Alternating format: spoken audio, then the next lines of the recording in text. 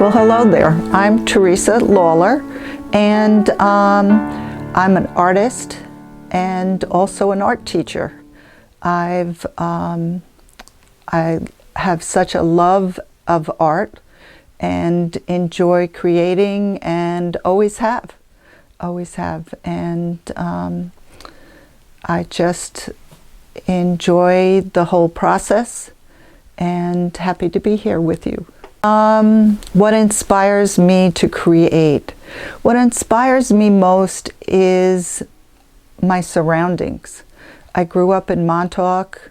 I've traveled to New Hampshire. I love the beach and the ocean, and the beauty of nature has always inspired me. My father used to, he was a doctor, and he loved science and nature, and really inspired me to appreciate the surroundings, whether it be the water, the birds, the grasses, the rocks. We used to collect rocks. It was really to appreciate everything and all the simple things that are in nature.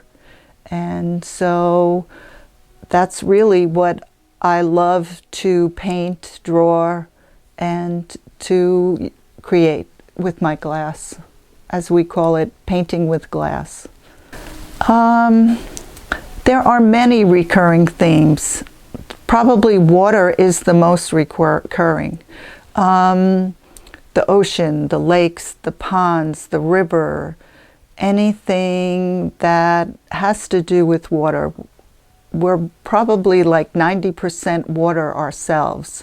So when we look out, we not only see the beauty in the water, whether it be the reflection or the colors and the changes of the color, but we also see part of ourself in it, because we just love all these things in nature, such as water. And the things that really water affects, such as plants and animals, all the things that water really helps to grow and we can appreciate. The evolution of my art production. Okay, that's a really good question. I can remember going to Catholic school and having a woman come in once a month and teach us to draw. And drawing I loved it. I loved observing and watching. And as I grew up, it really grew as I grew up in school, drawing. And then from drawing, it went to painting watercolors. And then when I learned the medium of glass, it just sparkles, and that's how I grew, and I still do today. I still paint, I still draw, and I fuse a lot of glass. And so I think that art isn't just one thing. I use my photography, I use, and my photographs, I use everything. Everything connects to each other in art mediums. Even oil, I sometimes will take my oil paints out. And so the evolution grows from simple in the beginning to growing and becoming more adept at different things. My other personal development was that I became an art teacher. My love of art influenced me so much, and I love teaching. So I became an art teacher, and it just it helped me grow in so many ways. I often felt that the most important thing as an art teacher was not only to love children, but also in my own art to grow and learn every single medium that I could, whether it be printmaking, painting,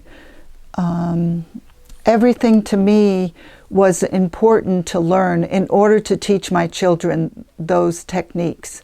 My students were amazing. They taught me so many things. They're just so great. They influenced me in that they needed to grow and I needed to grow.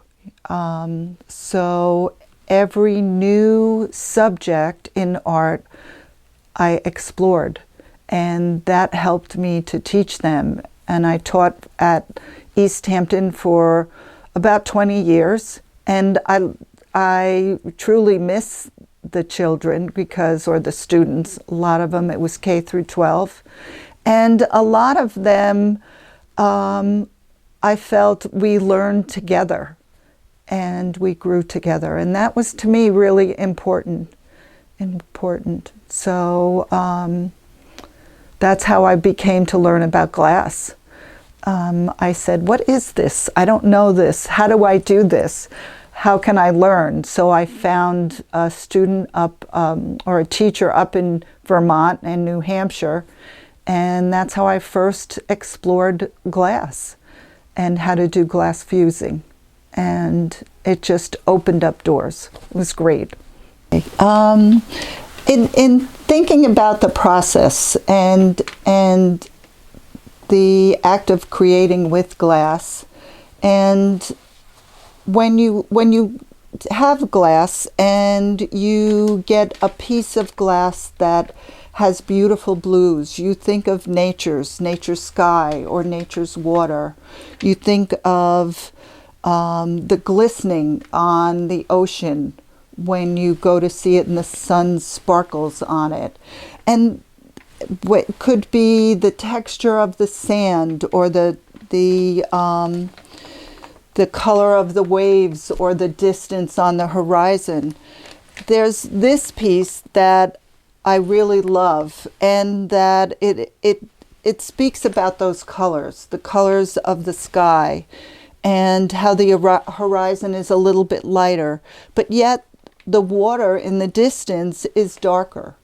And what I've done with this is use things called crushed glass, called frit, and the frit kind of sprinkles down on here, and then I've gone to a lighter color and even used some liquid glass for the waves, and how the waves give you that texture that you see, and the sand with the texture of the sand. And so this piece is one of the pieces that I really love because of that, because the nature is shown with the colors. And many times when I create something like this, I will start with a painting. I'll go to the beach and spend the day with a group called the Wednesday group, and we'll paint the area. And so a lot of times, whether it's a painting or the color of the glass or the color of the crushed glass called frit, it really combines, that combination of two mediums are combined together to create a painting that's like this. Another one that's a little bit different is a technique of weaving glass. And this piece I created with the colors that I love, and it reminded me of nature as well. If you look at it, you can see that there is a sky. Even though it's weaving, there is a color of the sky and then the water. Additionally, later, because of the pandemic, my husband and I were isolated for over a month. And I did sneak to the dumps, and there was a dragonfly that just flittered around the truck. And it inspired me to go to my studio and paint and make out of glass dragonflies, butterflies, because I looked for that change, that release of flying and getting out back into nature. And so you'll see and you'll notice that several of my pieces have dragonflies in them. And some of them are pieces I had previously made and I added dragonflies, or I made new ones and included dragonflies. And to me, it's just that nature, that that says, you know, take flight, take wing, and let's get out and be ourselves again. And so that's why a lot of my glass pieces have that. This piece in particular is a process, and I've added between the layers of glass some a material, it's actually baking soda, and aloe, and I've put little pieces of it in between the glass, and it creates bubbles. And when I did more research on the bubbles and all about it, I found a theory by scientists called thermophoresis. And what that theory says is that life began with the process of gas, heat, and liquids. And it's sort of the process of what you see in my bubble glass pieces. So not only are you released with the beginning of life with dragonflies and butterflies, but also with the process of bubbles. And so this one is particularly meaningful to me. This piece is, before I was a teacher, I worked in a flower shop, and I worked in the greenhouse. And I grew poinsettias, geraniums, we grew tulips, and all different kinds of plants and flowers. And I go back to that. I go back to the times when I love flowers still. I love planting and gardening. And so this piece inspired me because spring, we all want spring, you know, we want life to begin again. And so this piece is particularly meaningful for that. Another piece that's meaningful is the piece that I first made. And this was my first piece I learned up in New Hampshire from an artist in New Hampshire. And so this was my first landscape. We have a house on a river. It's a cabin, a log cabin. And my favorite place was to close my eyes and be there and watch the river flow down the rocks. And so that's another kind of connection to nature and my love of nature. The only other thing I can show you is that the material that glass comes in is a powder, and it also comes in crushed glass pieces called a fine frit, a little bit larger, and as well crushed pieces that look like rocks. And even though they look like rocks, they're actually pieces of glass. So the glass comes in sheets and stringers and liquid, all different materials to paint your canvas glass piece. The notion of success in my art, in my glass painting art, is that I'm always looking forward to creating with glass, because it's like a science project. There's always something new, whether it be a technique or a skill that I can learn. I'm never bored, whether it's weaving or it's usually a type of landscape or a type of nature.